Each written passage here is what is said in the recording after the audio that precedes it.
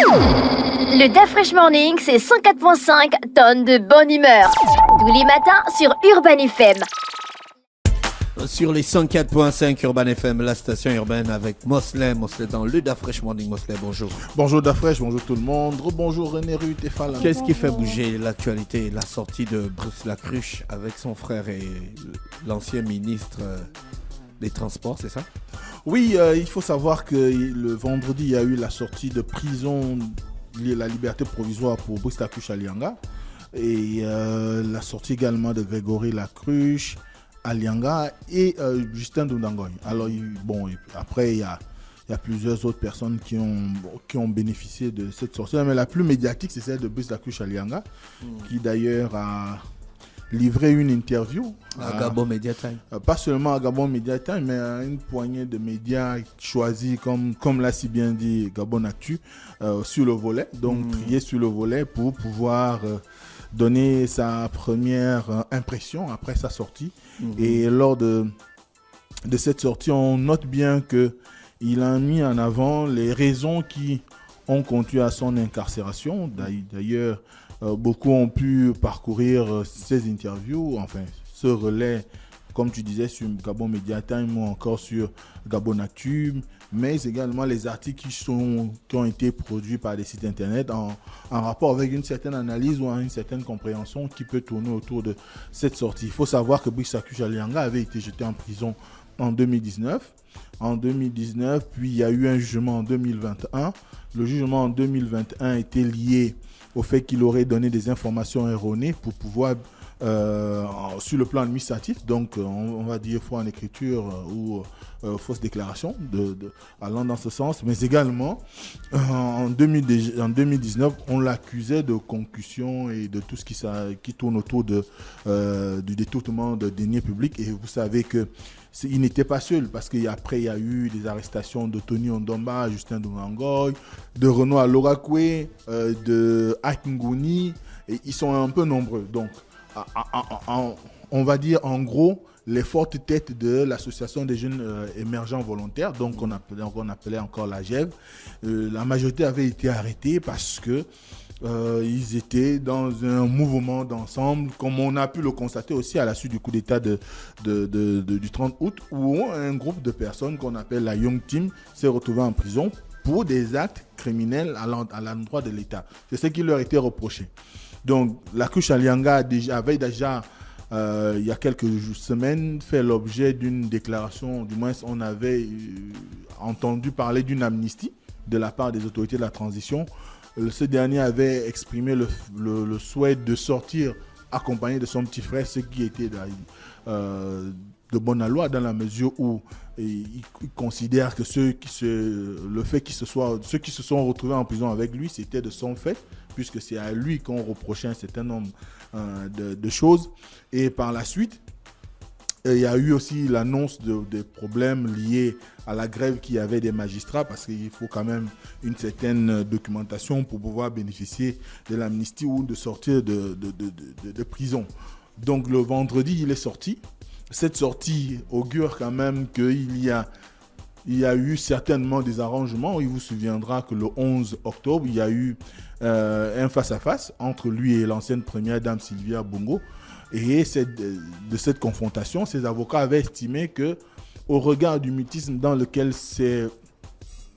on va dire, a choisi d'adopter comme stratégie de défense Sylvia Bongo, ou encore la manière dont elle s'est présentée pendant le face-à-face, augurait que leur client ne serait pas normalement responsable d'un certain nombre de faits qui lui étaient reprochés. Alors, ce qui se ressort aujourd'hui, c'est que pour Bruce Lacruche Alianga, il a été enfermé par une justice instrumentalisée, si on peut dire ça comme ça, mais surtout sur des motifs fallacieux. C'est ce qu'il dit d'ailleurs en substance dans cette interview qu'il a accordée aux médias. Et il donne les raisons qui ont conduit à son arrestation ou sa mise en prison. La première serait qu'il se serait opposé à la gabégie galopante je le cite, la gabégie galopante de l'ancienne première dame et de son fils, dont en l'occurrence de Sylvia Bongo et Noureddine Bongo. La deuxième raison, c'est qu'il s'était exprimé sur l'état physique du chef de l'État Ali Bongo Ondimba. Il avait suggéré, ou il aurait suggéré, parce que c'est mieux de rester au conditionnel malgré sa déclaration, il aurait suggéré à plusieurs reprises que ce dernier n'était plus en capacité de pouvoir présider à la destinée du Gabon. Et plus loin, il y a la troisième raison qui est que l'ancienne dame l'ancienne première dame et son fils avaient constaté que ce dernier se mettait en rempart pour éviter qu'ils arrivent au pouvoir au Gabon. Bon, d'ailleurs, il a pu déclarer dans cette interview qu'il a sauvé le Gabon. Il avait eu à sauver le Gabon parce qu'il ne voulait pas que la première dame et son fils prennent la tête du pays.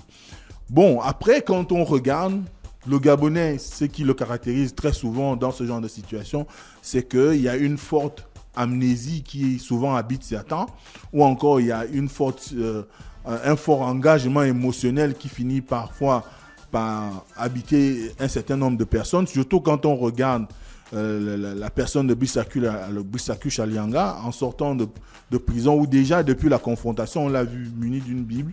On sait l'effet que ça a sur les populations chez nous, lorsqu'on voit un individu qui avait un certain pouvoir et qui au temps chaud ne manifestait aucun intérêt visible ou encore expressif de sa foi en Dieu, et que finalement le fait qu'il sorte de prison avec une Bible à la main donnerait désormais le cachet qu'il soit lavé de tous ses péchés ou qu'il ne soit devenu un saint homme. Donc à ce moment-là, quand on regarde bien aujourd'hui, c'est que pour Bissaku Chalianga, ayant été mis en prison pour des motifs fallacieux, on va dire, qui ne tiennent sur rien, et que finalement la justice l'aurait poursuivi pour des actes dont ils n'ont pas de preuves, eh ben, il se réjouit d'être un homme libre dans un pays libéré. Bon, après, c'est de la communication et c'est de bonne loi que quelqu'un qui a passé 4 ans en détention se mette à pouvoir dire aux populations, peut-être à sa manière, sa part de vérité. Mais on retient quand même, si on convoque l'histoire, c'est que c'est c'est au moment où Bissaku Chalianga était directeur de cabinet qu'Ali Bongo Ondimba a eu son AVC Ariane. Et la communication qui en est suivie ne laissait pas l'idée qu'on était dans l'espèce de volonté qui voulait qu'on fasse obstruction à X ou Y groupe qui avait l'intention de pouvoir arriver au pouvoir.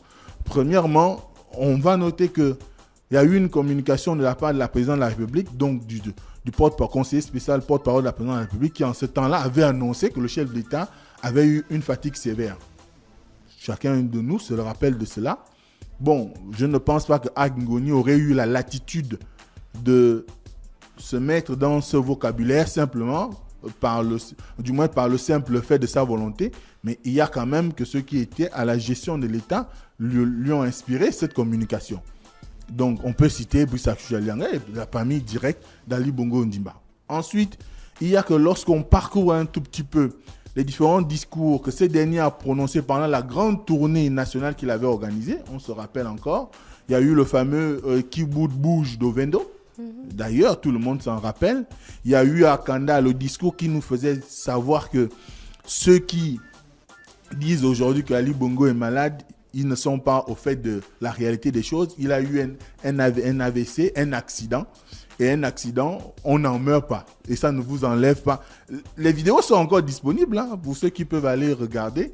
Lakou Chalianga disait clairement que quand on fait un AVC, un accident, ça ne vous enlève pas vos compétences en termes de capacité à pouvoir réfléchir ou encore penser. Donc à ce moment-là, on voit bien que le discours qui est aujourd'hui, c'est celui d'une situation où nous sommes dans une période où il y a eu la déchéance d'un système, d'un groupe, on va dire, d'un groupe de personnes qui étaient à la tête de l'État, et que, bon, tous ceux qui aujourd'hui voudraient plus ou moins être utiles aux autorités de la transition, notamment aux terriers, sont nécessairement engagés dans un discours qui, pour le moins, pourrait être perçu comme celui de vérité, alors que dans les faits, il faut qu'aujourd'hui, on arrive à aller au fond du dossier. Parce que, et c'est bien que la justice ait choisi non pas de donner une liberté totale à Brice Akujalanga, mais une liberté provisoire, parce que c'est à partir de 2018 qu'on a commencé à enregistrer un certain nombre d'activités qui n'étaient pas, peu orthodoxes, parce qu'on se posait déjà la grande question que les membres tu te rappelles encore du regroupement que gérait Marc Onin et Senghis, posaient déjà la question qui dirige le Gabon. Et tout le monde se rappelle encore de l'épisode où on a vu le premier ministre de l'époque, Emmanuel Isezo Ngondé, être débarqué de la primature sans ménagement, sans qu'il y ait des signaux à l'horizon. Et même pire, on entend dans un audio diffusé le week-end par Manganga Moussavou qui dit que lui également, premier vice-président de la République, donc qui devait seconder Ali Bongo Ondimba à la suite des tractations qu'ils ont eues au Maroc, parce qu'à la suite de l'AVC d'Ali Bongo, il avait été conduit au Maroc pour la période de convalescence. Et cette période de convalescence, il y a eu la Cour constitutionnelle qui avait décidé de la vacance temporaire. Et durant cette vacance temporaire, en réalité, des ententes qui auraient eu, et c'est ce qu'on entend aussi dans un autre audio, qui est celui de Wilfried Okumba, qui dit que de ces échanges avec Manganga Moussavou, ce dernier lui aurait confié qu'il y avait des ententes entre lui et Madeleine Borancho, des ententes qui disaient que Manganga Moussavou devait être celui qui devait diriger la période d'intérim. Sauf qu'au demeurant, ayant organisé un premier conseil des ministres, ce dernier s'était déjà étonné de ce qu'il ne soit pas celui qui ait eu à signer le conseil des ministres qui avait présidé. Et par la suite, il a commencé à remarquer qu'un certain nombre de choses se faisaient sans qu'il soit informé. Comme par exemple, le remplacement d'Isezo Ngondé par Julien Korbekale. Bon, à ce moment-là, on peut se poser la question, puisque Brice Akujalanga était encore directeur de cabinet, qui a signé le décret de destitution ou de remplacement d'Isezo Ngondé. On peut se poser la question, puisque la grande problématique qui est aujourd'hui à l'ordre du jour, c'est qu'il y a eu falsification de la signature du président. Si au moment les plus alarmants de l'affliction sanitaire d'Ali Bongo, on a pu procéder à ce type de changement à la tête de l'exécutif, ça veut dire qu'il y a quand même que Brice Akujalanga doit avoir des informations et il se doit, comme le disait un confrère de Gabon Télévision, il doit la vérité de dire ce qui s'est passé concrètement à ce moment-là, à quel moment la signature du chef de l'État d'Ali Bongo a été falsifiée pour devenir un objet dont tout le monde pouvait faire usage, décider de qui monte et de qui descend, ou qui avait droit de vie ou droit de cité. Donc à ce moment-là, on comprend qu'aujourd'hui, il y a cette émotion qui gouverne la direction des décisions ou des engagements des uns et des autres vis-à-vis de cette sortie, d'ailleurs, qui est louable dans la mesure où la volonté du CTRI, c'est de pouvoir permettre à ce que il y ait une certaine cohésion, qu'on trouve une certaine, qu'on trouve une certaine façon de pouvoir rassembler toutes les filles et fils de ce pays pour permettre à ce qu'il y ait une certaine cohésion. Le CTRI veut qu'on organise une concertation. Donc oui, toutes les forces vives et toutes les personnes qui ont participé à quoi que ce soit dans le pays doivent normalement être présentes. Oui, c'est clair que ce congrès ou cette concertation, peu importe le nom qu'on donnera, pourrait avoir cet effet. Mais je pense aussi qu'aujourd'hui, il y a besoin de donner la vérité aux Gabonais. Parce que tout le monde a empathie des décisions qui ont été prises après 2018, sinon après octobre 2018. Et à ce moment-là, il faut que tous les Gabonais sachent qui, de tous les responsables, aussi bien à la présidente de la République, au gouvernement, dans les institutions, même dans les services de renseignement, avait connaissance de ce que la signature du président a été falsifiée ou usurpée par un groupe d'individus qui ont pris en otage le pays. Parce qu'il ne faut pas l'oublier, de quel titre Brice Akujalanga s'était arrogé pour pouvoir organiser une tournée nationale alors que de mémoire de Gabonais, aucun directeur de cabinet ne l'a fait. Donc à ce moment-là, il y a des questions franches qu'on doit se poser. Et donner un signe blanc aujourd'hui à Brice Akujalanga, je pense que c'est une erreur que beaucoup pourraient commettre. Et nous rentrerons certes dans une situation où on veut le présenter comme celui qui a été le rempart. Mais le vrai rempart, on l'a vu le 30 août. Le vrai rempart, ce sont ceux qui ont décidé de changer les choses, de se mettre dans l'optique de pouvoir faire en sorte que l'imposture qui était connue, mais dont personne n'arrivait à dénoncer, soit mise à nu. Donc, à ce moment-là, il faut que tous les responsables, à partir d'octobre 2018 au 30 août de 2023, tous ceux qui ont participé d'une quelconque manière à la gestion de l'État ont des comptes à rendre aux Gabonais. Parce que les Gabonais ont besoin de la vérité. Ont besoin qu'on leur dise ce qui s'est passé réellement. Parce que là aussi, si on va plus loin, les premiers chez qui on a vu des enquêtes révéler la conservation dans les maisons, dans des coffres, des milliards de francs CFA, c'était chez qui? C'était pas chez les Gabonais lambda, c'était chez les groupes appartenant à la GEV, les personnalités qui étaient au sein de la GEV et qui étaient proches de Brice Lacroix. C'était les premiers. Par la suite, on a vu ce qui s'est passé dernièrement avec les Noureddine, les Eyan Goulou. Donc ça veut dire que c'était un système que tous ont mis en place, et à ce moment-là, il faut qu'on arrive à dégager les responsabilités. Et je crois que c'est là où c'est important, parce que dans l'audio qu'il a véhiculé, Manga Moussavo appelle à l'organisation d'une commission vérité et réconciliation. On a besoin de réparer les torts commis à des Gabonais. Il y a beaucoup aujourd'hui qui sont dans des situations difficiles du simple fait qu'après octobre 2018, eh bien, ils ont pris une position et ils ont écopé d'un certain nombre de sanctions où on les a mis à la marge de la République. Et à ce moment-là, il faut bien qu'on arrive aujourd'hui à une situation où on dise la vérité, rien que la vérité aux Gabonais. Voilà. Merci Mosley avec nous ce matin sur les 104.5 Urban FM, la station urbaine. On se retrouve demain à 7h. Voici l'horoscope des auditeurs. Chers auditeurs, le DaFresh Morning, c'est 104.5 tonnes de bonne humeur. Tous les matins sur Urban FM.